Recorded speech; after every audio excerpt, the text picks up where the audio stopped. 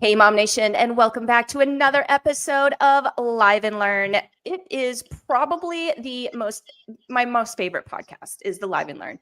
When I get on the other podcast, I don't know. I love those too. But the reason why I love this one the most is because we have so many amazing members in our Mom Nation group, in our Mom Nation network that specialize in some really cool things and things that I have never heard about. And quite honestly, like I feel like I don't live under a rock all the time, Jenn. But I'm excited to talk with Jenn Stone today because she does something that I had no idea even existed. And quite honestly, it's big in my life right now, or about to be big in my life. And I know that for those of you out there that are, similar age group that I am in, maybe you have aging parents as well, you're either embarking on this or this is something that you are currently dealing with. So Jenn, thank you so much for your time. I really appreciate you being here, sharing your expertise, sharing your story. Let's jump right into it, Jenn. What do you do? I am an end-of-life doula. Some people call us death doulas. It's whatever you're comfortable with. When I don't know somebody, I typically use end of life because it's a little softer. Yeah. Um, that's what I do. I'm an end of life doula. I am um, holistic support, non-medical. I fill in the gaps that hospice leaves. So hospice was intended to do so much more, and when the money got involved, things kind of got set to the side. Yeah, that's unfortunate and tends to happen, right?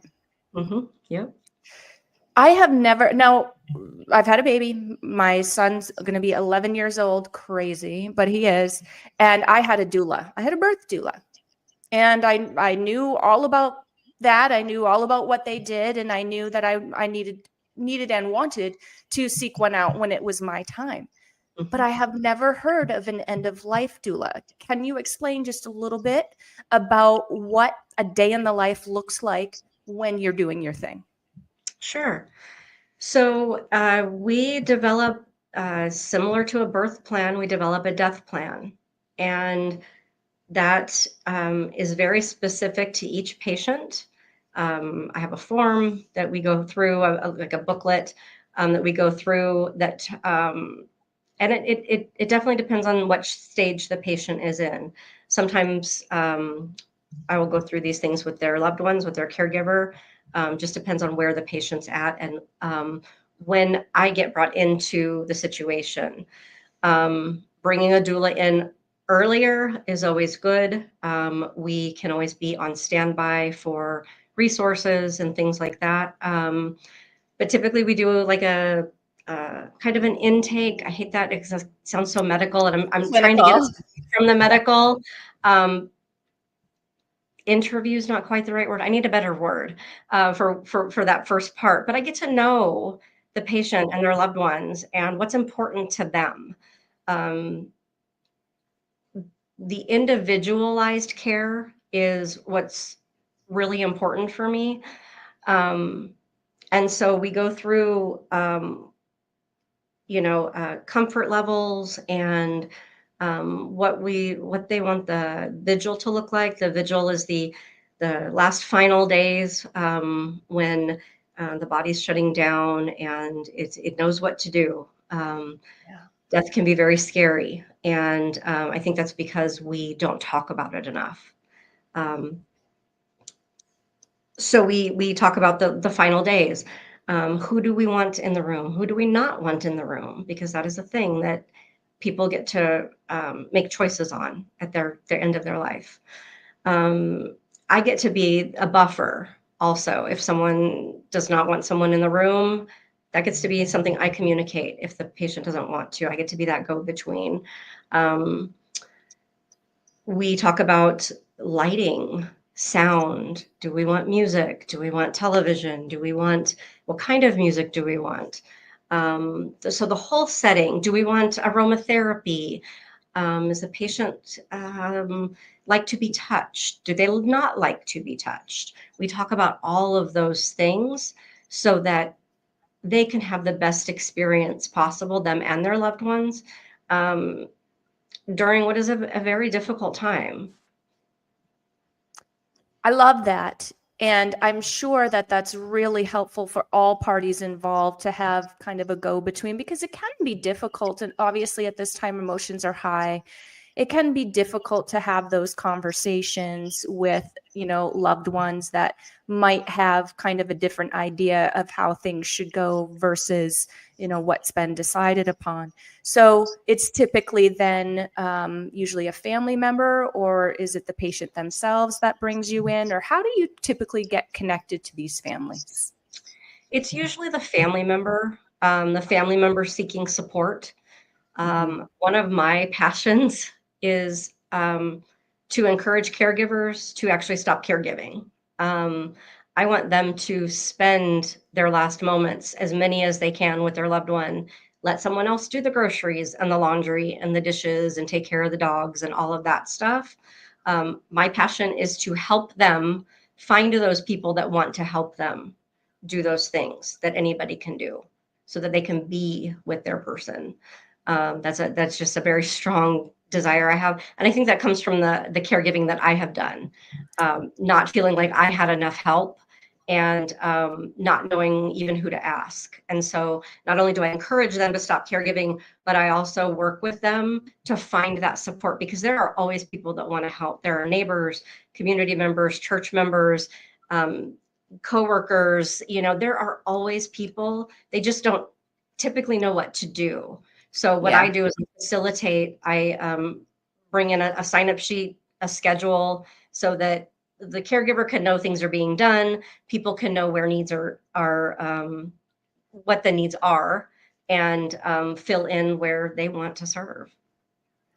I love that, because depending on where you are in the different stages of grief, or in just the mental chaos and emotional chaos of, knowing, hey, this is on the horizon, that I feel like when our body's in that state, we can kind of like other things shut down, right? So we might not be thinking clearly, we might not be as resourceful as we normally are, because we've got kind of those other factors involved. So I'm sure that that's incredibly relieving and very helpful to be able to bring those resources to the family. So, as I understand it, you're not participating in any of the actual physical caregiving.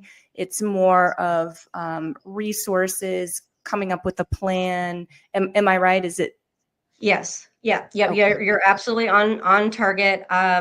Depending on the doula. Now, some doulas come from a nursing background, and so they Mhm. may bring that into their practice. I don't have a formal medical background, so I will not do hands-on care. I won't give meds. I might jump in and do somebody's dishes, Mm. if I see a need, depending on the relationship and things like that. If I see a need, I may just go ahead and step in and take care of it. But my role is primarily support, encouragement, observation. I have been trained on the top 10 end of life disease processes and their best comfort interventions. So while your hospice nurse, if you have in-home hospice, you're only going to see that nurse once a week for about an hour. That's a long time in between where patients can have Yeah. changes. So Yeah. I'm in the home much more frequently, as the patient and family desire. Um, and so I'm educated, and part of my function is to educate the family. But like you said, the family is in a state of not fully functioning. They're just Yeah. not. The emotions are high, and there's just a lot going on. So they may not see things that I would see as an objective observer. So I'm there to support, uh, not, hands on, but I can definitely step in and say, I think this is a time for you to contact your hospice and ask for, something else, something different, something more. Yeah. That's important. I mean, you're kind of like the organizer, Yes. right? Yes. And Yep. and I mean, we all need that in our lives, but it's sometimes more than others, sometimes when we're dealing with such heavy things, it's difficult to access those other parts of our brain. I definitely understand how that can be. Talk to me a bit about your personal story. There has to be a reason that you got into this. So, yeah, my first experience kind of near death. I mean, I guess, I lost my first grandmother when I was 8. But as an adult, in 2020, my best friend's other best friend was dying from ovarian cancer. And she was in charge of the vigil, and she got that set up. And then there was one night very near the end where she couldn't find anybody to stay with her. And I said, I'd do it. I'm a little uncomfortable, but I'll try. I don't want her to be alone. That's, the most important thing is that she's not alone. And so I stayed, and I ended up, I left the next morning within just a few hours of her passing, just to give you an idea of where, how close she was. I had somewhere to be that day, or I wouldn't have left, because she was my friend too. And then in 2020, December of 2020, we got a call from my uncle saying that my grandmother couldn't be left alone anymore. He had been her power of attorney. He had been managing her affairs from California. He had hired 2 people from the internet to come in and check on her like every day. But somebody reported the situation to Adult Protective Services, and he was told that because he's her power of attorney, he's responsible, that she could not be left alone one more minute. And so he drove from California, got to her, I think on Thanksgiving Day, called us and said, we need to come up with a plan. We didn't care for his plans that much. We won't get into that, but I said, it's December of 2020. If we put her in a facility, we will never see her again. Yeah. People were not getting in to see their loved ones at that time. Right. I remember that. She could have caught COVID, and that could have done it. She was kind of an independent, feisty lady. So putting her into a living situation that she was not happy about, she probably would have been a handful and needed sedating, honestly. And I think between that and the just impersonal care, she was a very picky eater at the end. And so I was constantly changing and flexing and customizing her meals. I think we probably only would have had her for a couple of months. I think she would have only been in a nursing home for a couple of months before she just gave up and passed away. But with me, we had her for 13 months, and it was an adventure. Caring for someone with dementia or Alzheimer's is not for the faint of heart. It was a really big learning curve. Challenged me in every single level, emotionally, mentally, physically. When I got on scene with her, she needed 24/7 supervision. She was a fall risk. She fell over 30 times while I had her. Oh, no. My goals in taking on her care were ultimately to keep her as safe and independent as possible. And her disease manifested in she was a wanderer. So she felt like she needed to go home. It was so heartbreaking. She felt like she needed to go home to her children, like her young children that were at home and needed her. It was awful. It was absolutely devastating. And then, dementia does what it does. It eventually, continues to wear down the brain, and the body forgets how to function. And we had a great New Year's Eve must be a thing in my family. That year, 2021, we celebrated, because of my job, we celebrated Christmas on New Year's Eve. And that was her last big hurrah. I think that it was a little much for her to be out of the house for 3 hours, sitting up in a chair, and just the getting in and out of the car. My husband had to pick her up, and it was just a lot. And that was the beginning of the end. She didn't get out of bed again after that. And 7 days later, she left us. Oh, so sorry. Thank you. And so that pushed you toward this. So I could hear her breathing change, and I was sitting there having dinner. I wanted to be in the room with her. I didn't want to leave her alone because I could hear the breathing change. And I had been preparing myself. I had a lot of people tell me, just take a minute. Once she passes, just take a minute. Honor the space of what just happened because it's part of life. It can be a beautiful part of life if we allow it.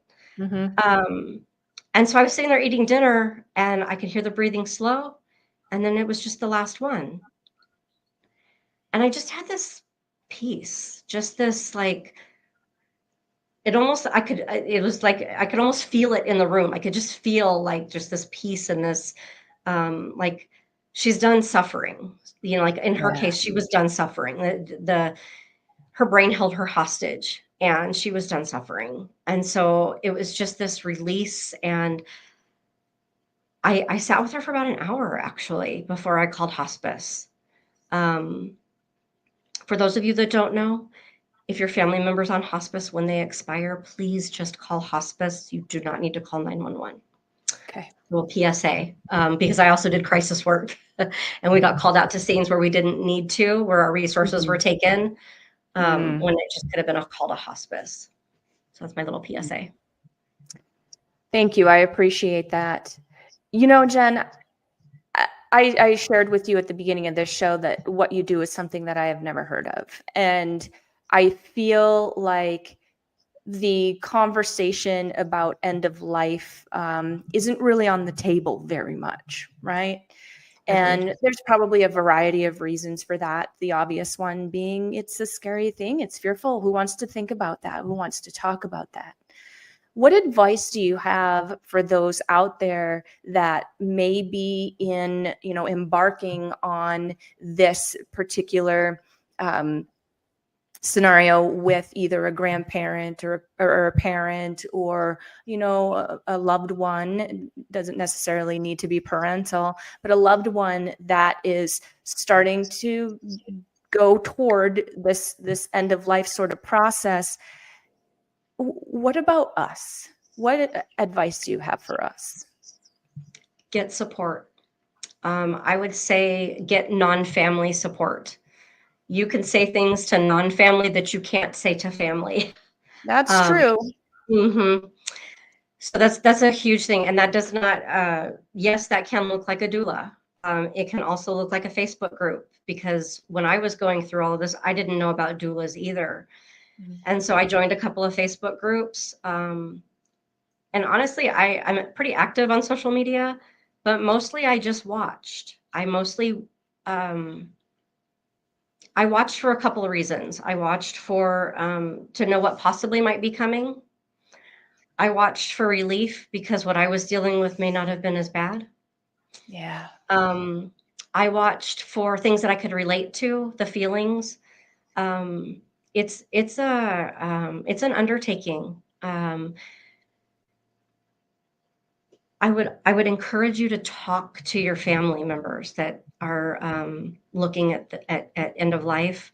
Know what they want. If they'll talk to you about it.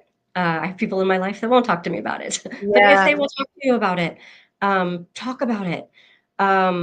I that is another part of my service. I facilitate those family conversations, so I can help with like an advanced directive, a living will, and facilitate those family conversations so that the the person gets to make their choices and then the family gets to hear why is that important to you, why do you want it to go like that, and the family can ask their questions, Mm-hmm. and I can be there to help facilitate if things get intense.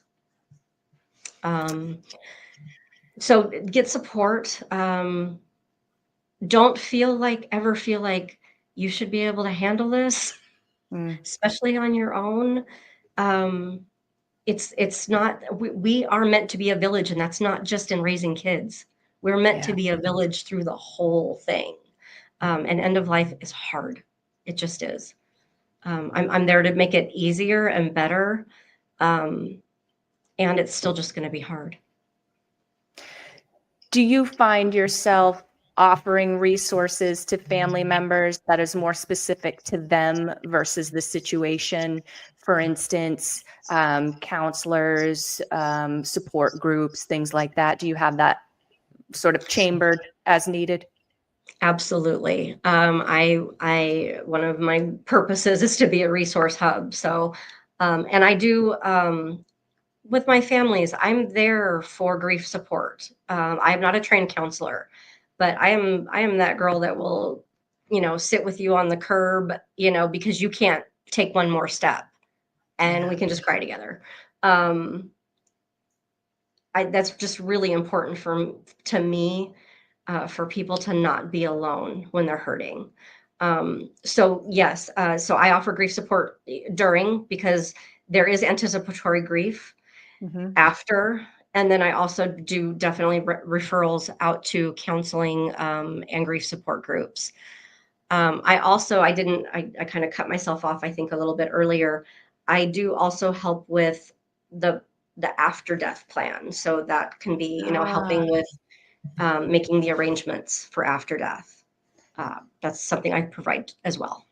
And that has to be so relieving for those that have gone through this process and have now time is here and grief is not gone. And again, it's difficult, right, to access those where you might have been a very resourceful person prior to this situation happening. It's becomes unaccessible sometimes.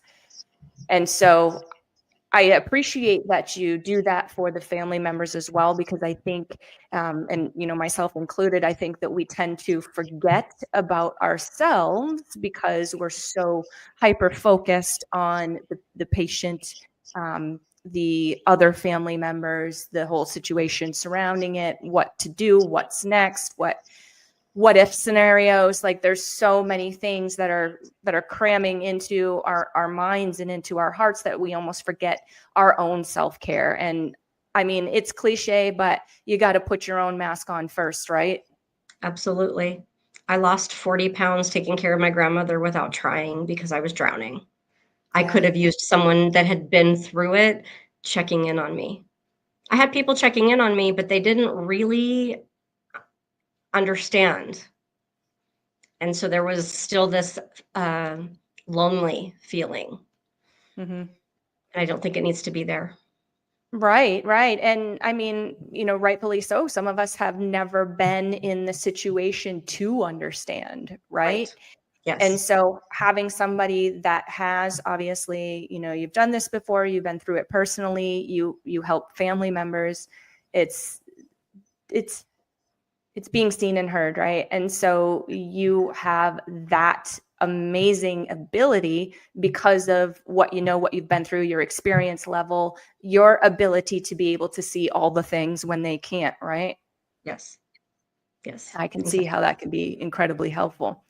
Now, not to switch gears entirely, but there was one more piece that I wanted to hit on here while I still have you. And you had mentioned, when we spoke before the show, that you cared for your stepmom as well. Can you kind of bring us through that? Tell us what came out of that and why you are involved in something that was sort of born from that, shall I say? Is that a good way of putting it? Absolutely. Okay. Absolutely. So, um, 2020 was quite the year. My stepmom was diagnosed with stomach cancer in, I think it was August of 2020. And, she was told immediately that she was terminal. They did not know how long she had, but they knew that it was not something that they could get rid of, or, eradicate completely from her. And so the treatment was chemo daily. She took a pill, either every day or 5 days a week or whatever. And she did that for 3 years through 3 different chemos. She was very ill. She had all the GI issues from taking chemo. We'll just leave it at that. Yeah. And that was all the time she was sick. She really did not have much quality of life the last 3.5 years. Um, when she went into the hospital in December of last year, um, she was having a lot of pain, and they were working to get the pain under control. And she was transferred to hospice, and that was just supposed to be for a couple of days because she really wanted to be home when she passed.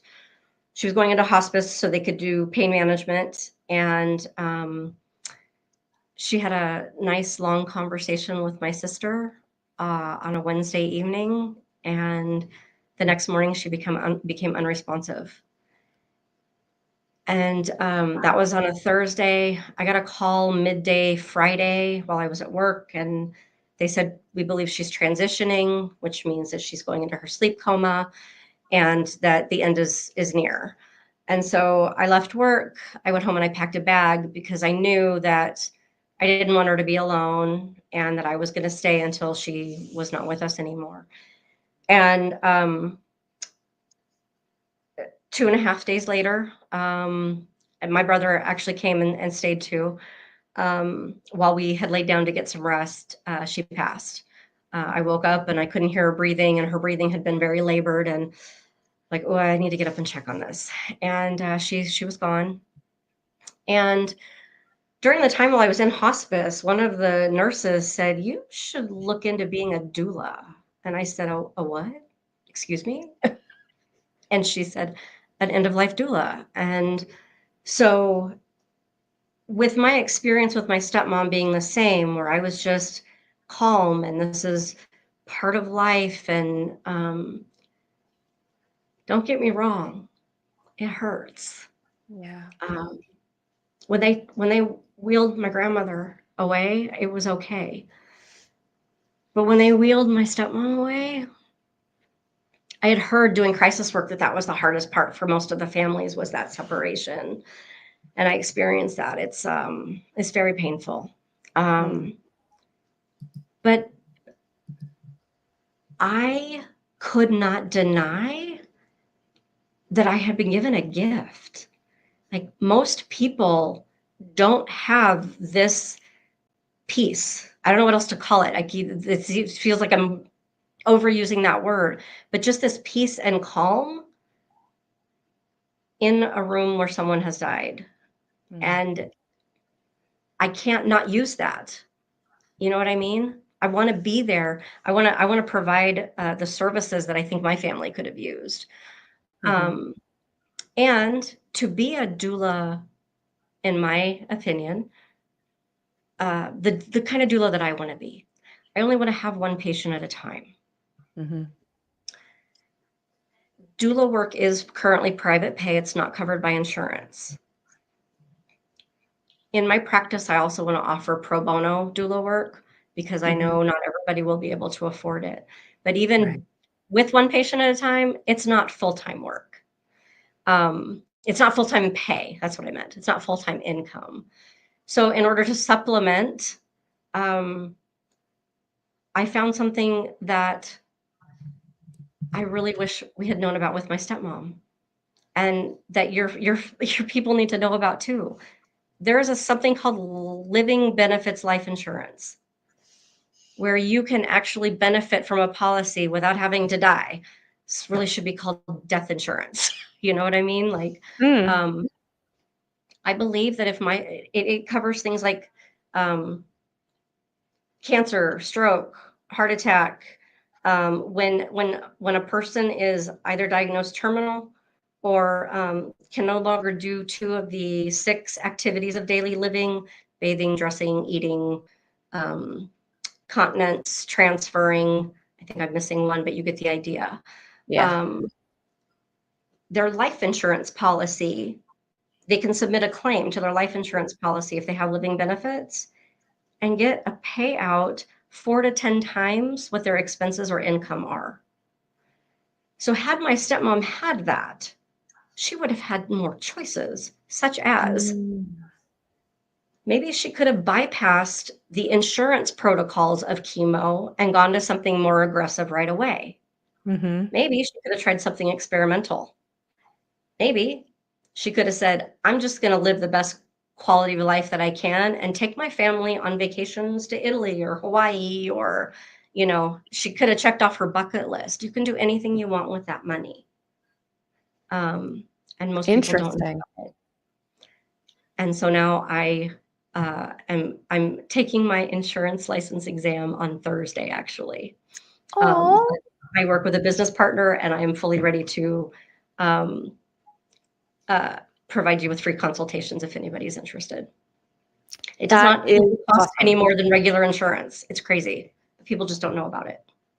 Well, there's lots of things that I didn't know about in just this half an hour that I've been talking to you. I am so much more enlightened. So thank you. Thank you for sharing that. And let's just face it here. This is a heavy topic. And I don't want to make light of it by, No. cutting off the show right now or giggling and laughing as the show is on its, is on the way out. I really want to hold some space and some peace and some appreciation for what you do, because I can only imagine that it's also difficult for you and your emotional and your mental well-being. My mom's a nurse. My mom she loves older folks. So she, does home care and that kind of thing. And it's hard for her when a patient, moves on. It's really hard for her. And so again, I don't want to cut things too short without offering some appreciation. And I know we're in two different places, but I wish I could give you a nice big warm hug, because what you do is it's priceless for people, I'm sure. Thank you. Self-care is not optional in my line of work. It's mandatory. Yeah, Absolutely. I can only imagine. Taking breaks and yes, all the self-care. Absolutely. And, I just want to also encourage folks to, even if you're not in that place where you're imminently facing end of life in your own family, I still think it's good to talk about death. Yeah. And so I host 2 monthly death cafes. One is virtual, one is in Gilbert, Arizona, if you're local. And the virtual is this Saturday. And so if your viewers would like to have the link for that, I would be happy to connect you with that. Yes. In fact, I would love for you to share with our audience how they can connect with you, if they would like to schedule a consultation, talk with you about the doula portion, the insurance portion, or both. So now is a really great time for you to share that. And then also, I did a little bit of poking around and I saw your beautiful link tree. And I did see that you have those things, if I remember correctly, listed on your link tree. So I will post those to the show notes here. Or that link to your link tree to the show notes here. And then that way it will live on forever, as long as this video shall live on. And then our audience can connect with you and see what you got going on and get scheduled for those workshops. That sounds really cool. Wonderful. Thank you, Katie. Yes, everything's in my link tree. Love it. And if somebody, and I'll post it, but do you prefer to get messages on Facebook or? Yeah, I'm on Instagram at finishing_well_at not the at sign _EOL.com. Finishing well at end of life, EOL.com. Or Awesome. That's my website as well, finishingwell@EOL.com. Awesome. Well, thank you again, Jen. It was such a pleasure to meet with you, to have you on the show, to talk about this. And again, it's a super heavy thing, right? But thank you for coming on and for being willing to share what you do and the reasons why you do it with our audience here. I know that it's certainly opened my eyes, and I'm sure that it's opened a lot of other eyes out there as well. So thank you again. I really appreciate the opportunity. Thank you. You're very, very welcome. And if you guys want to check out any of our previous Live and Learns, remember, I have been doing this for years. So there is tons of binge-worthy videos over on our YouTube. It is at Mom Nation USA. That's our handle. If you prefer the podcast style, maybe you run a lot, bike a lot, hike a lot, then you can find us on any of your favorite podcast platforms. Just do a quick search for Mom Nation Talk Radio. There we are. Download, rate, notify, all the things, and you will never miss another episode. Thank you again so much, and we'll see you soon. Bye.